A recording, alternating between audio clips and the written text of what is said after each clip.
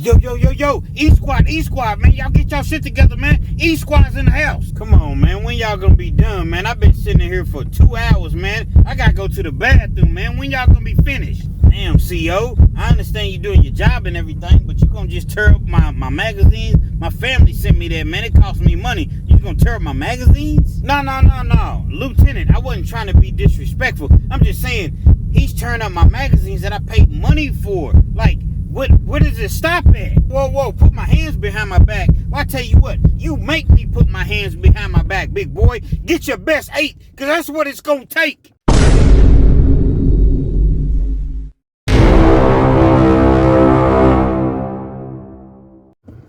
Yo, once again, it's on. Back at you one more again. Real Kens TV in the house like motherfucking kitchen sinks. You know, I'm sitting here and I'm pondering. I'm thinking back. And I came up in a one-parent household. My mother raised me. My dad, rest in peace, never bothered. And my mom often said, you reap what you sow. Watch how you treat people. Treat people the way that you would want to be treated.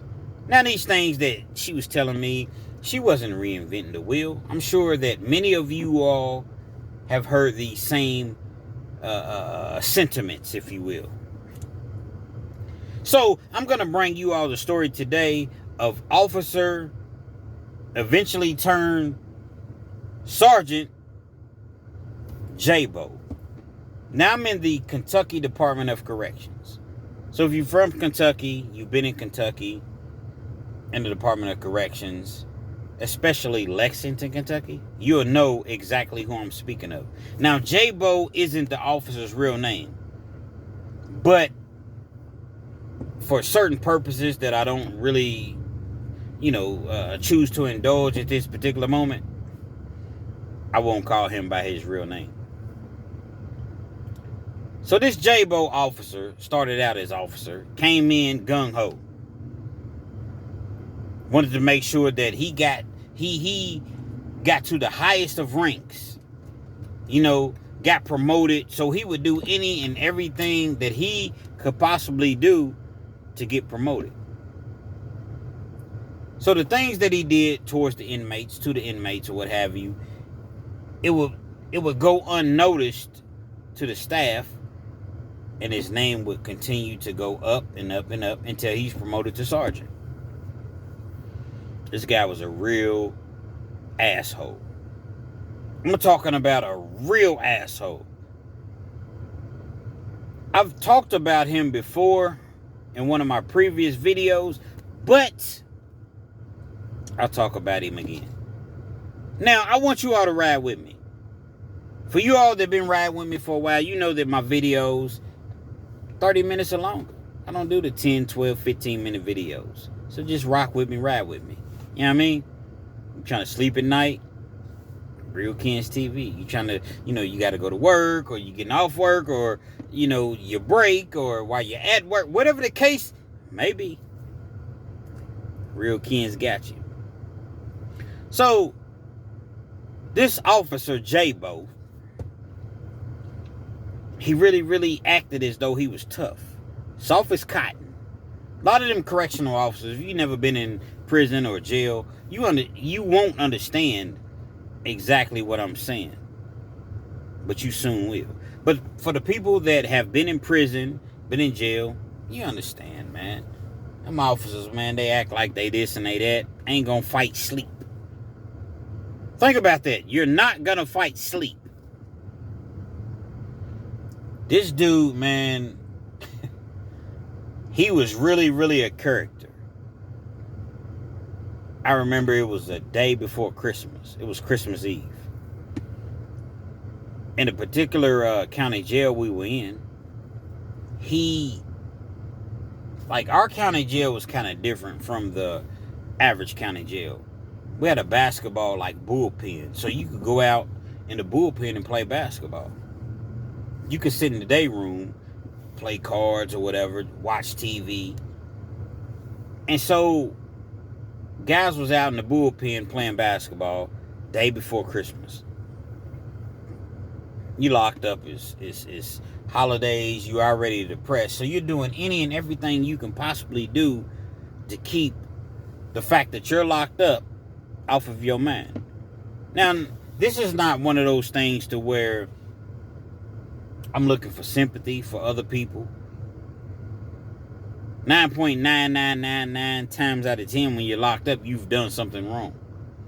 So you're there and, you cause yourself to be there. Let's make that understood. Guys is out playing basketball, just having a good time. Like I said, it's the holidays. It's everybody's kind of laid back, you would think. J-Bo comes in. Now, at this particular time, he started off as an officer, because everybody starts off, for the most part. Not everybody, because you may transfer from another facility, and then, you was a sergeant or a lieutenant there. But I'm just saying, in this particular case, he worked his way up to where he was a sergeant. And let me throw this in real briefly. Well, real Kens, you ain't got to explain every detail. Yes, I do. Why? Because everybody hasn't been incarcerated. Everybody hasn't been locked up. So you may understand everything that I'm saying.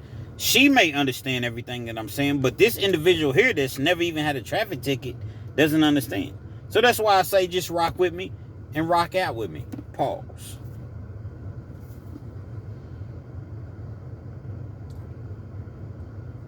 Sergeant J-Bo walks through. How you doing, Sarge? Everybody's cool. He walks through. He got the blue uniform on. Everything's creased. Everything's ironed. He got his black boots on. They're shiny. He walks through with his hands in his pocket. I wish I could really, really show you all. But he walks through with his hands in his pocket. He got the crew cut, the military, fresh fade or whatever. The white guy, probably 6 foot. No, 5'11". That's my favorite height to mention on my channel. Now, Officer J-Bo, he appeared to be white, but yet it appeared that he may have been mixed with something. Clean shaven, he got the mustache. But he got a big mustache. Push broom mustache having motherfucker. So he walks through, man, and nobody's giving him any sort of trouble, any problems. He goes out on the basketball court where guys are just exercising, playing basketball, doing absolutely nothing wrong. He tells everybody go to their cell. Everybody go to their cell. Come on, Sergeant J-Bo, man. We out here hooping, man. Go to your cell. He instructs everyone to go to their cells. So the cells in this particular, actually, was the Lexington and Fayette County Detention Center. So you all will know who this individual is. You got 4 cells upstairs, which they're bays. When I say bays, you got 10 to 12 people per bay. So you got A, B, C, and D downstairs with 10 to 12 people. And then you got, E, F, G, and H upstairs. 10 to 12 people. Instructs everybody to go to their cells.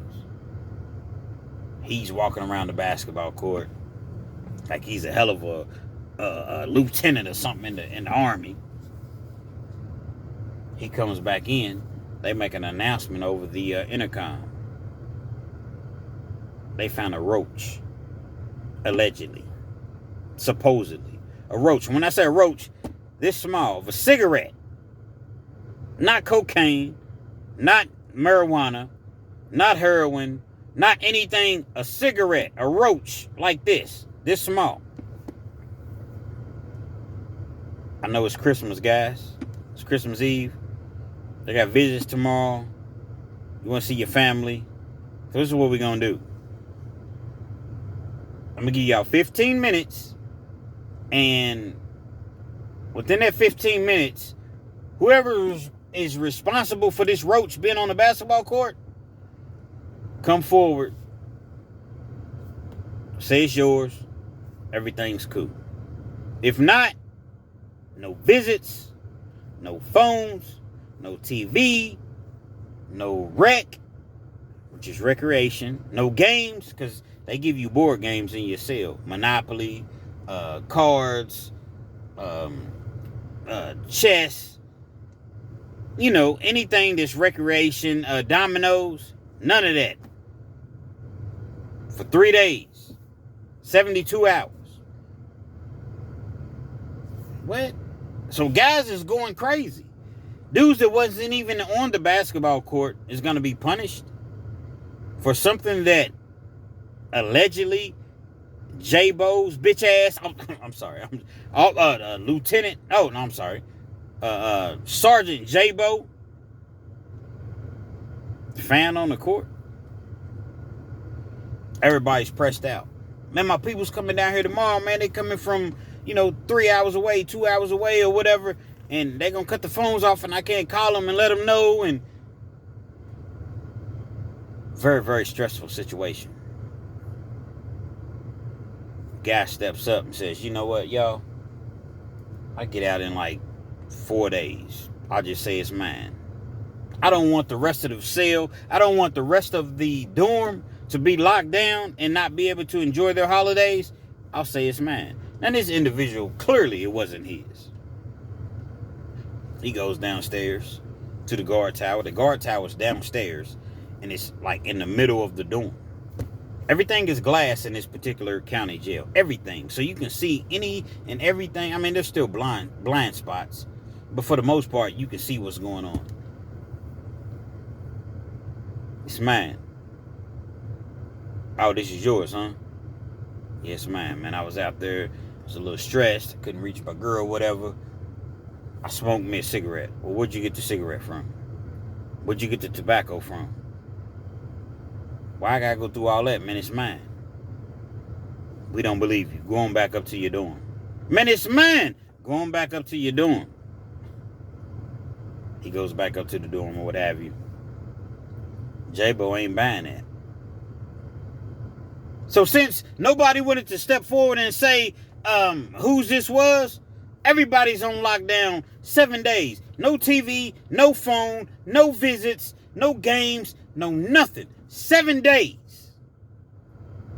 Dudes is going off. Beating on the windows, kicking the glass. Remember I said everything is glass. He tells everybody, somebody say another word, kicks another glass, it's going to be 14 days. Fuck you, J-Bo. Dudes beating on the glass, going crazy, going ham. 21 days. So now it's Christmas, New Year's, and whatever remaining days that it is. Dudes is going crazy, man. Absolutely ham. Get the motherfucking lieutenant in here. Get the motherfucking lieutenant in this bitch. They beating on the glass, kicking the glass or whatever. They get the lieutenant in there. Actually, at this particular county jail, Fayette County Detention Center, it's shift command. Shift command comes in. Everybody's trying to talk to him calmly. Listen, man, this guy comes in and y'all know how he is or whatever. J-Lo was I said his real name. So if you really, really listening, you would catch what I'm saying. So let me rewind that.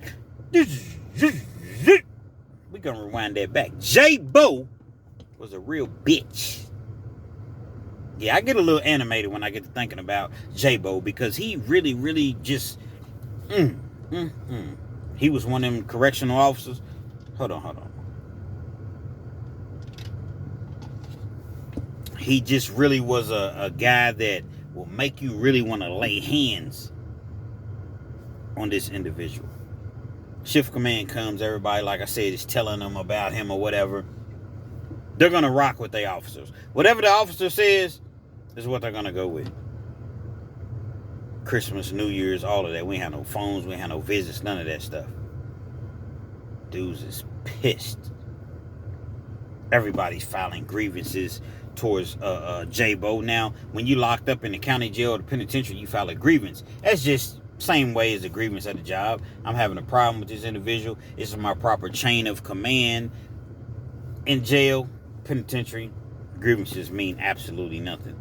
Matter of fact, officers tell you, hey, make sure you spell my name right, buddy. They mean nothing. Locked down all throughout the holidays for absolutely nothing. When you had an individual that was stepping to the forefront to say, hey, it's me. I had the cigarette. I did this. Even though he didn't, he was still the individual that stepped forward because he was going home in 4 days anyway. These are the type of antics that people deal with J-Bo. Strip search you when you go out and work in the kitchen, or you had a job like a trustee, because you had a trustee pod to where you could go out and work different parts of the jail, but when you came back in, you have to get strip searched. Everybody else would just pat you down. Maybe, okay, take your shirt off, pull your pants down. Okay, cool. No, not J-Bo. J-Bo wanted to take your one sock off at a time. Pull your pants down. Pull your boxers down. You standing there looking silly. He got your boxers going through the lining of the boxers or whatever. Hold your arms up. Taking a flashlight underneath your arm, shining it. Your tongue out. Pull your ears back. Pull your hair up. Pull your sack up. Turn around. Spread your cheeks. Cough 3 times. Oh, you ain't cough loud enough.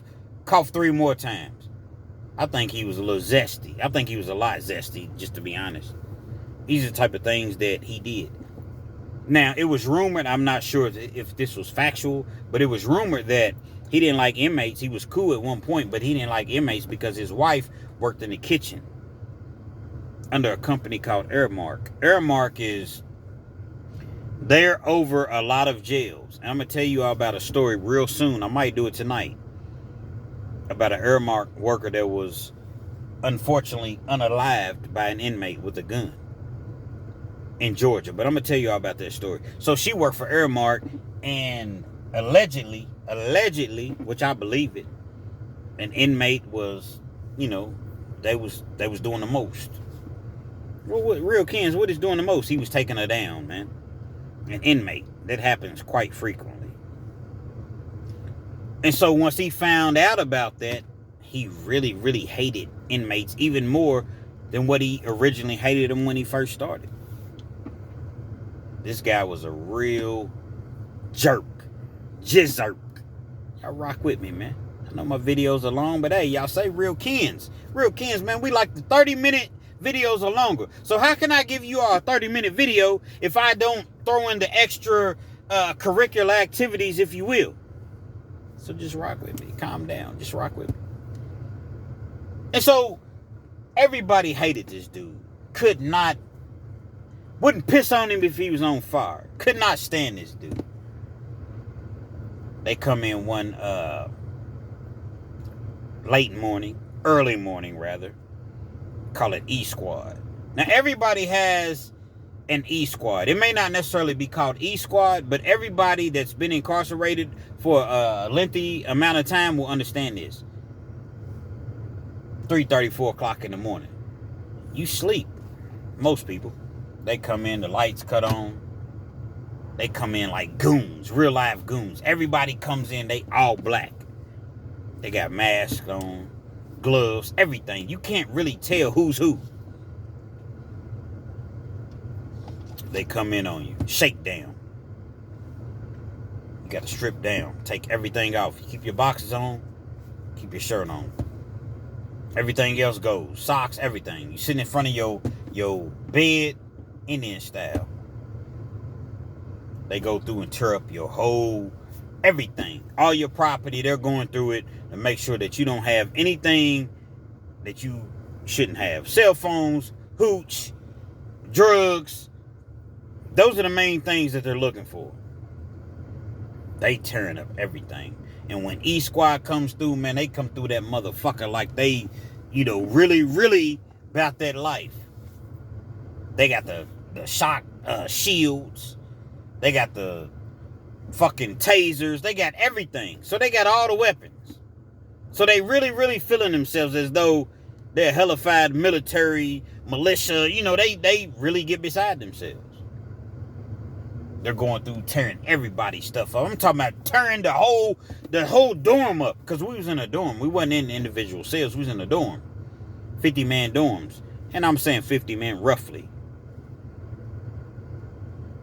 Throwing everybody's clothes on the floor, going through everything, just strategically searching. You sitting there at 3 o'clock in the morning in Indian style, sitting on the floor with your boxers on.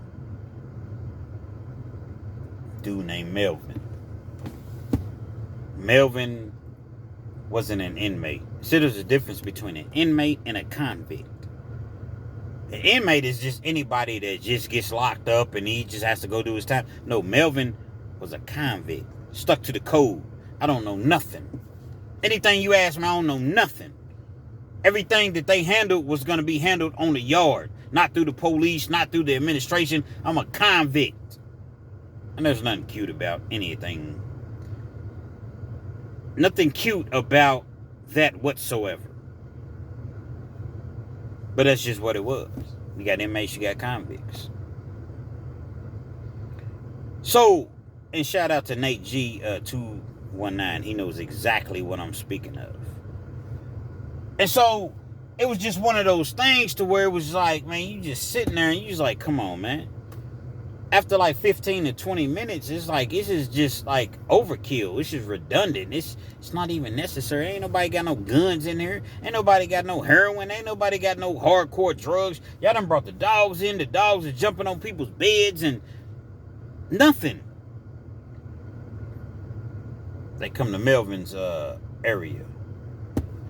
You got cubes, 4-man cubes. 2 on the left side, 2 on the right side. Bottom bunk, top bunk. Everybody got their individual lockers. You got a foot locker. You got a desk for everybody to share. And that's pretty much what it is. There's a wall that's separating you. The wall's probably about 4-5 feet high. About 4 feet high. And then the next cube is, is the same thing. They get to Melvin. They going through his stuff or whatever. They grab his books. His freak books. Now, let me tell you about freak books in prison. At the time, I don't know what it is now, but at the time, you're allowed to have people send you books in prison. A freak book is just the porn magazines, Playboy, Playgirl, whatever it is, And so what guys would do is they would get individual pages from different books, glue them together, staple them together, and make one big freak book and rent them out. So a guy may be like, hey, let me get that freak book, man, for a couple hours. This cool, $3. Just bring my shit back. Make sure ain't none of my pages missing and ain't none of my pages sticking together. I never got into the freak books. It just wasn't my thing. And somebody had a freak book beside me. Hey, look at this, Kens, look at. Yeah, it's cool, but really I ain't want to see that shit. I'm locked up. I can't get to no real action for real. So what I want to look at a freak book for? But at the same time, I don't knock anybody that's what they wanted to do, respectfully. These freak books at the time was legal. There was absolutely no problem with having them. Officer comes through. They grab his books. He got like 3 or 4 freak books.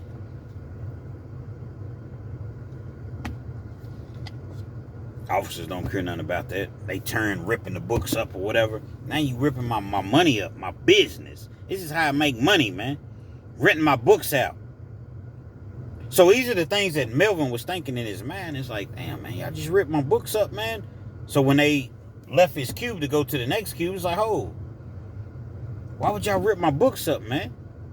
There's a difference between just shaking me. I don't have anything illegal. You just ripped all my pages out and threw my stuff everywhere. Like, why would you, rip my books up, man? You weren't supposed to do that. Melvin didn't have anybody sending him money on the streets, from the streets.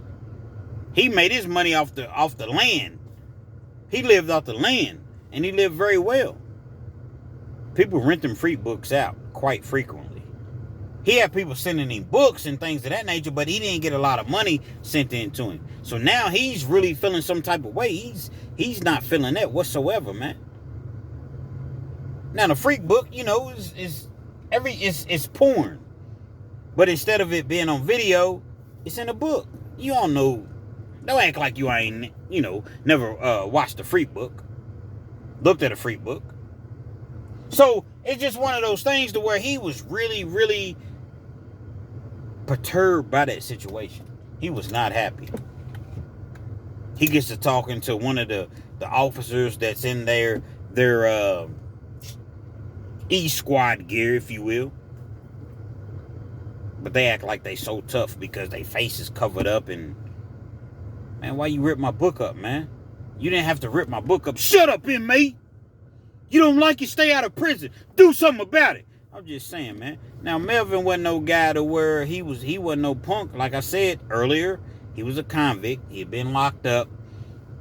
5'11", my favorite height. But he was about 5'11", probably 225. Been working out a lot of years. Big, squatted 500 pounds. Wasn't no joke, to be honest. But he wasn't really coming at them aggressively. It's just like, man, why y'all do that, man? You didn't have to do that. You could have just looked through the book, but you ripped all my books up. So now I can't make any money. He didn't say this part to him, but in his mind, I can't make any money because you all done came through and ripped my shit up. You say another word, inmate. Man, fuck you, man.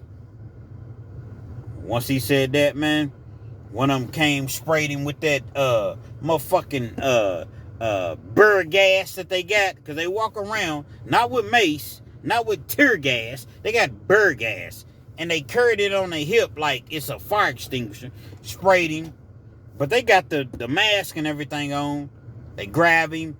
It's 5 of them now, roughing him up, beating him up or whatever.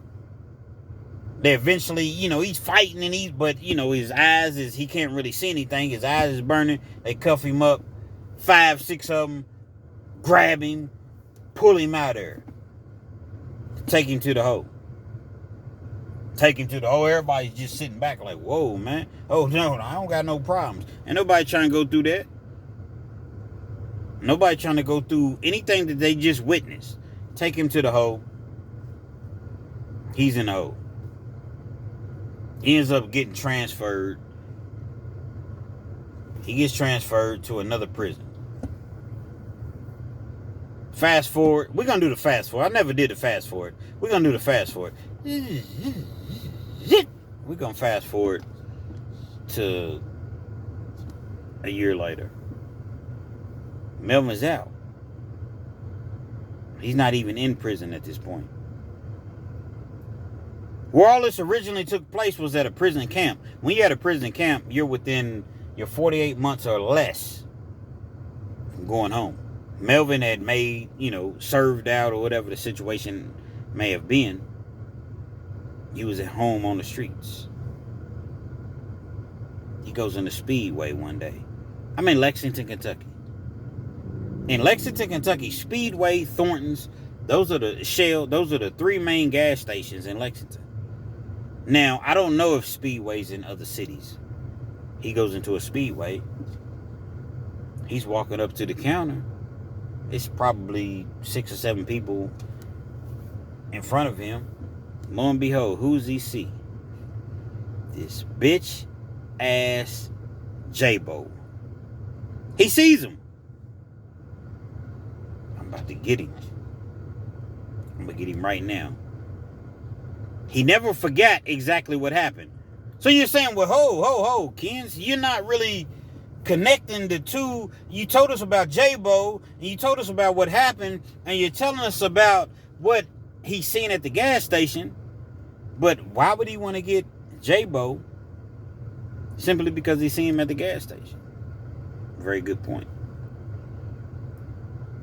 The dude that ripped up his magazines or what have you, it wasn't J-Bo.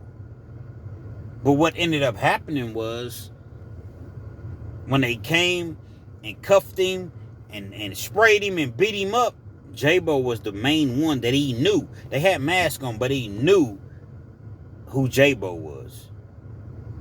So J-Bo might as well not even had a mask on. He clearly knew who he was. And he was, throwing rib shots like a little bitch. I'm going to teach you, and you're going to... He knew exactly who J-Bo was. So he had a personal vendetta specifically against J-Bo. As I mentioned, he sees J-Bo in the gas station. He gonna take a look at J-Bo. He's out. Fuck it. What they gonna do to me? They catch him on camera, beat him up. What they gonna do? 12 months in the county. It's the most that I'm facing. He gets up on J-Bo. He realizes that J-Bo got that thing on him. Yeah, he got that chipe on him. At the Glock. At 4, he got that 4.5. He got it on him. And may not be the best choices to make. But he couldn't let it ride. Couldn't totally let it ride. So he says, "What's up, J-Bo? What's up, tough guy?" Remember me? J-Bo just looks at him, rushes out of the store. J-Bo wanted no smoke whatsoever. But at the same time, J-Bo got that thing on him. So there's a such thing as dumb and plumb dumb. He was a little dumb, but he wasn't plumb dumb. Melvin had a little sense to him. He lets it go. Well, Melvin's out there living his life, 6, 7 months later. He's living his life, street life, whatever. He ends up getting caught up again. When he gets caught up, gets arrested, he comes to the county jail. He's in the county jail. Now he's facing a boatload of time. He's facing 40. Because you got these sentence enhancements. So even though what he did, he was only facing probably 5 to 10, but because he's been in trouble multiple times, now he's facing 40. He sits in the dorm. He sits in the cell for a couple months. He gets tired of just being in a cell. You sign up for trustee. In Lexington Fayette County Detention Center, you can sign up to be a trustee. You sign up. It's going to take a few months.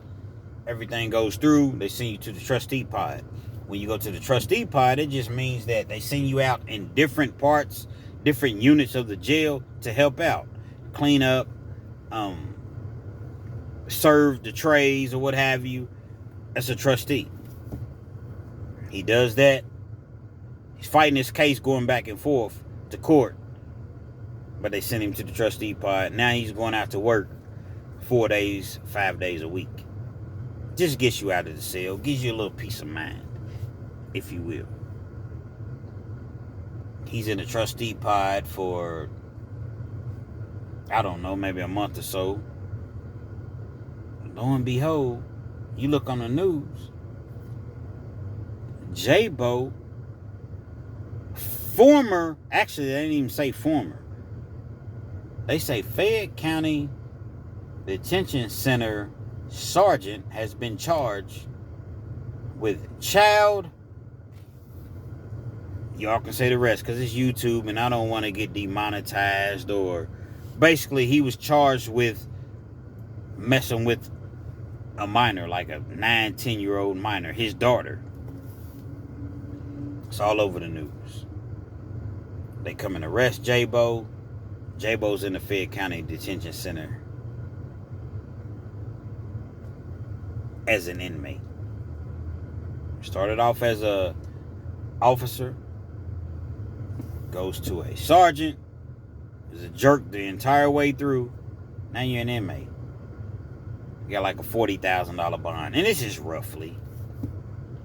But he has a bond that he can't handle. Now the thing about Kentucky, the bonds are not automatically 10%.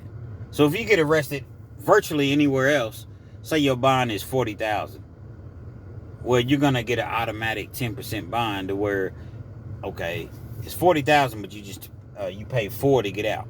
Not in Kentucky. Don't work like that. Commonwealth state. Your bond's $40,000 is $40,000. You get you a lawyer. You go to court. Your lawyer fights for you to get you a reduction in bond or whatever. But if that judge doesn't give it to you, that judge just simply doesn't give it to you. So you got to pay 40 G's to get out. J-Bo sitting in that county jail with a $40,000 bond. Obviously, he didn't go to general population. It's the same dude that worked in his jail that not necessarily put half the people in the jail, but he made a lot of people's lives in that county jail hell. So what do? They put him in protective custody. Protective custody, you have a unit to where it's like a walk. So you'll have 10 cells. A, B, C, D, E, F, G, H, I, J, K, whatever. 10 cells. And there's one main door that allows you to go. Like, once you go into that main door, and to the left is A. All the way to the left is A. And it's a cell. A few feet away is B, C, D, E, F. You have a TV outside. Sometimes 2 TVs. And you have your steel tables that's outside. And that's where you stay at. You're locked away. You're not around anybody else. So when the trustees come in, they come in with the officer with the food tray. They open the food flap, stick the tray through the food flap, and they continue to go on. A, B, C, D, simultaneously. He notices that J-Lo's in there. Oh, I'm sorry, J-Bo. I keep saying the wrong name. I am so... J-Bo. Do your research. Respectfully. Thing about my stories, man, every story I tell is true. I don't make up no stories on here. I can't come with you all, or come to you all, rather, pause, with 3 or 4 different stories per day. I can't do that. Because if I did that, I'd be making up stories. So, I'm going to bring you all the stories that are very, very genuine and legit. Too legit to quit. Nevertheless. This is so funny to me, so I'm going to try to remain professional. You got this individual, Melvin, that's working this unit. He done spotted J-Bo's bitch ass out.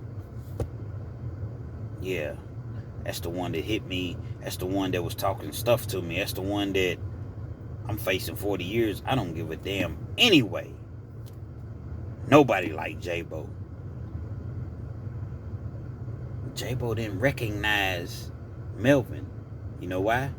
Because he had so many people that he's, seen over the time that he was working at this detention center. He didn't quite recognize, but Melvin recognized him. I'm going to get him. Now, there's protection for people that's on, protective custody. Like I said, when you go through, you with the CO. Put the tray in the cell. They shut the tray. You go to the next. But this particular day, the protection got a little laxed. One of the inmates needed like a spray bottle he was trying to clean the cell or something like that. Now, mind you, when you're in protective custody, you're in the hole, but it's not really like the real hole, because you can get commissary, you can watch TV, you can write letters, you can come out. So it's really, you're still stuck in your cell 23, 22 hours a day, but you're allowed to come out. Okay. Melvin's just waiting for the perfect opportunity. He don't say anything. He just waiting. He understands that J-Bo doesn't even really recognize who he is, as I mentioned. One day, an inmate needed some cleaning supplies. Lazy ass COs, man, they don't be feeling like doing that shit. Inmate, Melvin, would you take us into C unit, C bay, cell C? No problem, sir. They cracked the door, the main door. When they cracked the main door, he walks in. Now, I'm trying to paint a picture. Just imagine, there's a main door. When you walk in the main door, you go to your left, you got cell A, B, C, D, E, F, G, and H. It's 8 cells. It's all one row, all one line. People get out for rec time at different times of the day. So if this individual, let's just say an A cell is out for an hour, 2 hours. B cell comes out 2 hours later. C cell comes out 2 hours later. You see what I'm saying? And there's a phone, there's a TV, everything. But you can see the TV from your cell. They got the little tables. You can come out and read the newspaper, whatever you want to do for them 2 hours. Take your shower, get on the phone, whatever for them 2 hours that you out. I know it's a long video, but guess what? It's penitentiary time, man. Rock with me. This particular time is CO being lazy. He tells Melvin, you can go in and take the spray bottles and the cleaning supplies to this individual. But what the CO didn't realize is J-Bo was in the shower. He was in the shower. It was J-Bo's rec time. Just because this particular inmate needed these cleaning supplies doesn't mean that it was his rec time. J-Bo was in the shower. Melvin knew that. Melvin knew that. He goes in, takes the cleaning supplies. Like a perfect opportunity. I'm gonna finally get this dude. Well, at that particular time, the showers was on the right-hand side.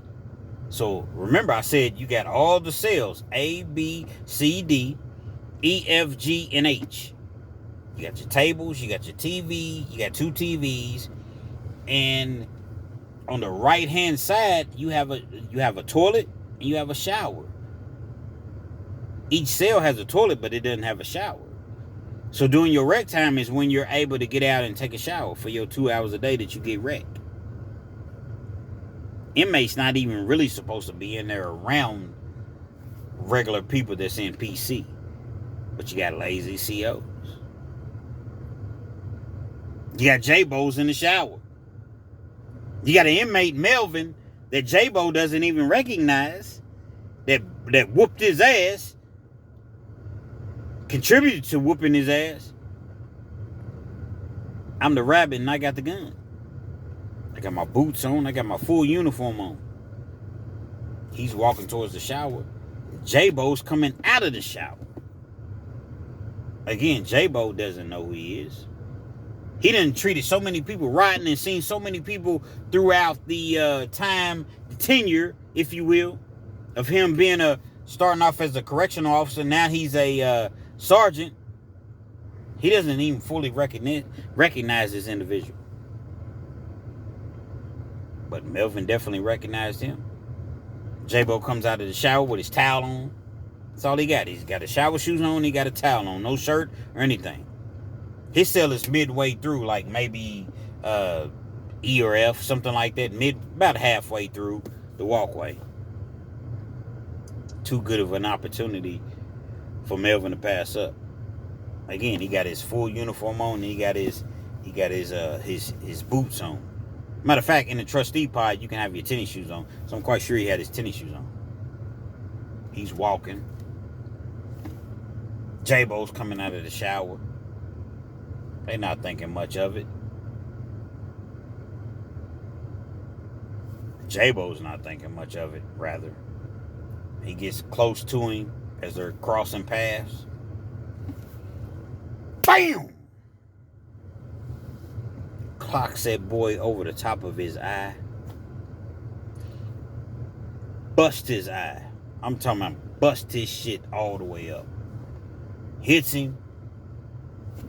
Instantaneously, J-Bo falls back up against the glass. Remember, everything is glass, so you can see through.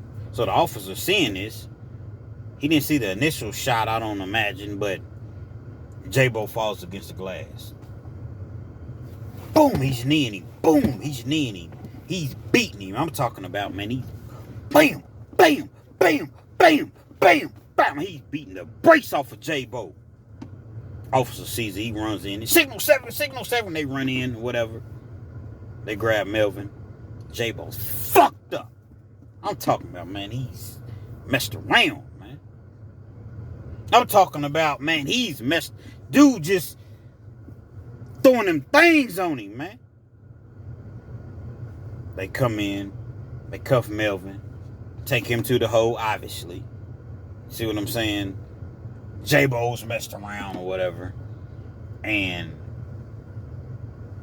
that's just how that went. Melvin ended up getting an additional 3 years for assault.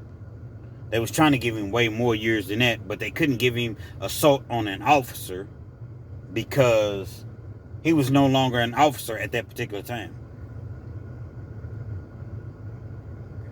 He had to go to protective custody, speaking of J-Bo, because he had previously worked in that jail.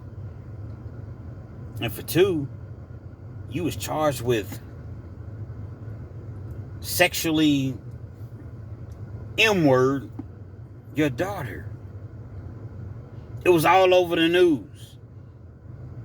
Everybody knew about it. Sexually M-wording your daughter, your own flesh and blood. She was like 9 years old, 8, 9, 10 years old. Somewhere right around in that range. It was everywhere. Look it up. My stories are legitimate. Respectfully. Look up J-Bo, Fayette County Detention Center. He gets busted up. He goes medical. You know, of course, he got a lot of buddies that work in there, and they, you know, make sure that he's cool or what have you. He eventually gets out on bond. His parents, you're a 40-year-old grown man, but your parents have to come and bond you out. Your parents allow you, well, help you to, be released from prison, from jail. They get you a lawyer, y'all fighting it or whatever. They determine that the little girl, it's not best for her to go to trial, what have you. Beats the whole case. Beats the entire case. During this time, Melvin's sitting in the hole, going back and forth to court for an assault charge. Like I said, he gets an additional 3 years, but he ain't cared because he was already facing 40. What's another 3 years? Melvin ends up with a total of probably 15 years. In Kentucky, you see the parole board in 20 years, so he has to do 3 years, see the parole board. He ends up doing like 6, 7 years. He ends up getting out and going about his merry way. But during this time, what J-Bo was going through, his people got him out, as I mentioned. And don't you know that this fool ended up beating this case based on the fact of the little girl? The people didn't want to put the little girl on the stands. And this motherfucker beat this shit. So when he beat it, he sued the Fayette County Detention Center, got his job back, got his position back, and I don't know where he's at to this point, but I know then he got his job back and everything went back to how it was before this whole ordeal even happened.